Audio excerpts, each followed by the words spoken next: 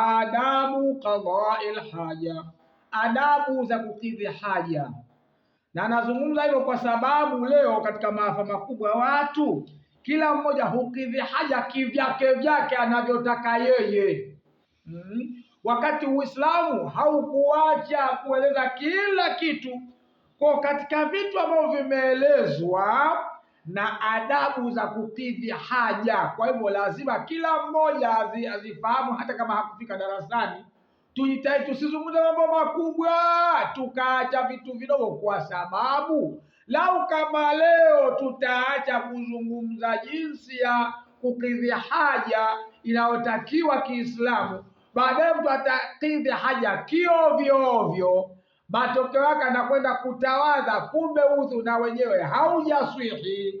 Ametawadha akiwa bado anayo haja, udhu hautoswihi. Na kama udhu hautoswihi, basi ni kwamba hata swala haitaswihi, kwa sababu ndugu zangu, ni swala kutimia kwake yatokana na udhu kukamilika, na udhu kukamilika yatokana na namna mtu alivyokidhi haja vizuri na kujisafisha vizuri.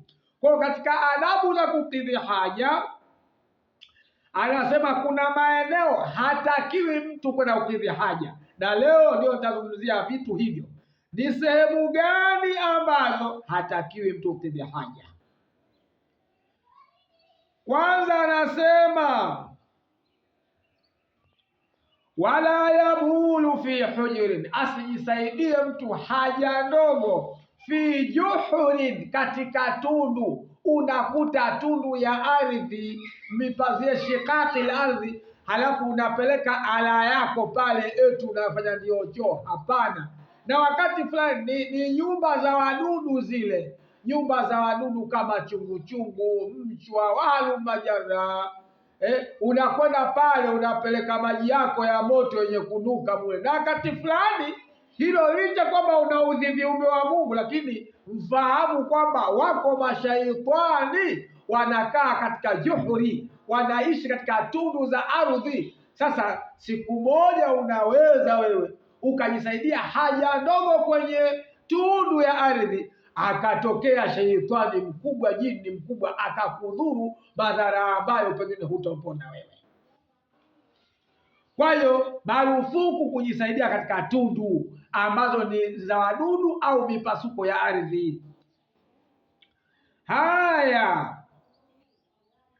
wa maudhi'i sulbin, na mahali pagumu kwenye ardhi kama si chooni. Hapa tunazungumzia sababu si chooni.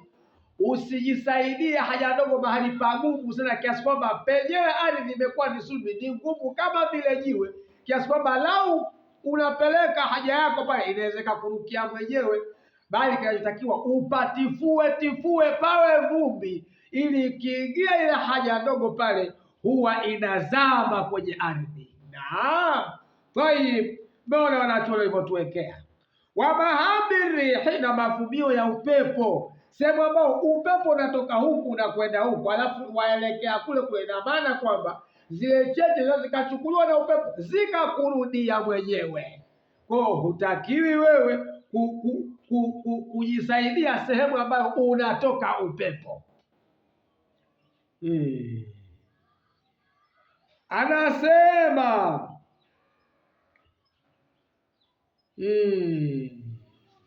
akasema wa mauridi, na mapito ya watu, wa mauridi, na mapito ya watu, kwa maana njia, wa huwa tariqu, anasema mauridi alma, yani sehemu ya mapito ya maji.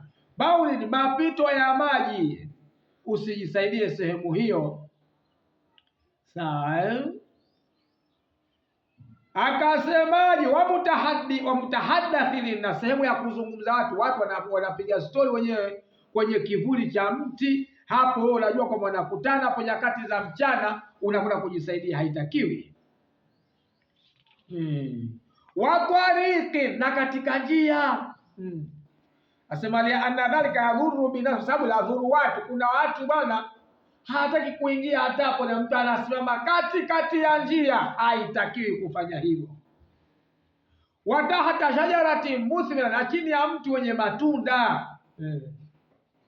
Akasema khaufa minatalawuthi bin najasa, kwa kuogopa kutapakana najisi.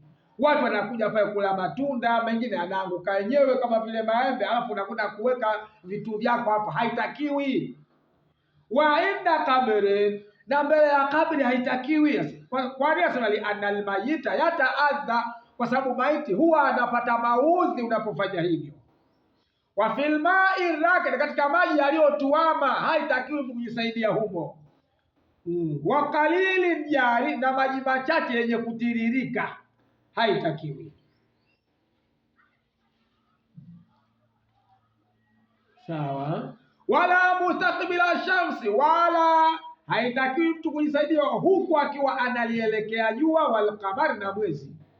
Kwa maana wakati ilipo jua, hatusemi usielekee mahali ambapo, bali kulielekea wakati ilipo unalitazama, au mwezi wakati unautazama kabisa, hapana.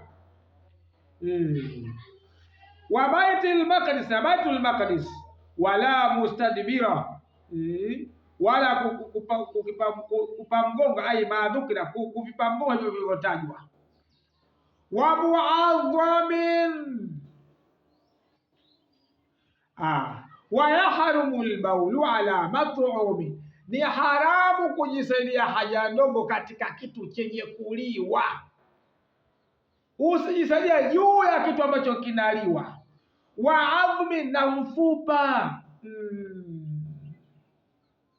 Wa muadhamin, na sehemu yenye kutukuzwa. Haya, asema kasmillahi wasmi nabii au malakin, kama vile kwa jina la Mwenyezi Mungu au jina chenye kutukuzwa, au jina la mtume au jina la malaika. Wa kabri, na ni haramu kujisaidia juu ya kabri. Kwenye kabri ni makruhu kujisaidia mbele ya kabri. Kabri liko pale, ukajisaidia karibu karibu, ni makruhu. Lakini kwenye kabri ukijisaidia juu ya kabri ni haramu. Naam. Haya, wa fi masjid walau fi inai, na katika msikiti ijapokuwa ni kwenye chombo. Jamani, kujisaidia ndani ya msikiti, usije ukaa msikitini halafu una chupa yako ya maji ni uhai iliyomalizika, umekunywa maji, halafu ukaidai huoni, watazama huku na kule, ukatazama siku ile uko wenzako wamelala, watoa ala yako wachomeka kwenye chupa, wajisaidia. Ni haramu, ingawa hutaweka tone, utakuwa active vizuri, kwamba unajilinda vizuri, kwamba usije ukadondosha. Lakini pamoja na hayo, kwa vile ni ndani ya msikiti, hukumu yake ni haramu. Kwa hiyo haya, akasema wa yahrumu istiqbalu alqibla, ni haramu kukielekea qibla wakati unajisaidia. Watidbaruha, na kukipa mgongo. Bibaulin, ukiwa unatoa haja ndogo, au ghaita wa haja kubwa. Fi swaharai, katika mapori, bila haili, pasi na kizuizi. Ama ikiwa ni kwenye sehemu iliyojengewa, basi uharamu utaondoka, kwa sababu utakuwa unaelekea ukuta. Lakini ikiwa umekwenda porini, na sehemu ya kugeuka, ina maana ipo, basi ukitazama porini hali ya kuwa hakuna kizuizi mbele, ni haramu. Naam. Wayubahani fil bunyani, anasema huhalalishwa katika majengo hivyo vitu viwili hivyo, haja ndogo na haja kubwa, ikiwa sehemu iliyojengewa. Idha qaruba mina satiri na hawa thalathati adhruhi, akikurubia kwa hicho kilichomstiri kilicho mbele yake kiasi cha dhiraa 3, yani hapo alipo na hicho kitu, basi kiasi cha dhiraa 3, zisizidi, ziwe labda zipungue. Lakini ikiwa tena ni kwenye jengo, lakini jengo lenyewe huko mbele kwenye ukuta kuna futi 10, hapo tayari uharamu nao utakuja. Haya,